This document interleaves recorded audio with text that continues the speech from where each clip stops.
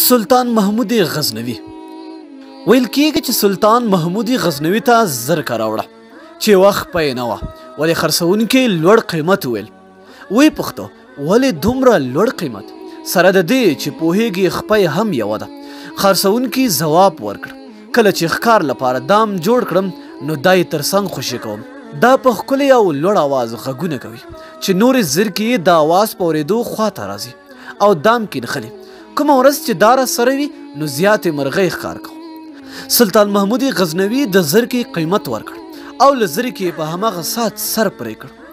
ویې پوښته پاچا سلامت دومره لوړ قیمت مو پرې ورکړ او بیا مو سر ترې پرې کړ سلطان محمود غزنوي ځواب ورکړ هر څوک چې خپل قوم او ملت خرڅوي سر یې باید له تنه جدا شي نو دوستانو تاسو د دغه کیسې نه څه پند واخیست لاندې په کمنټ کې موږ سره خپل نظر شریک کړئ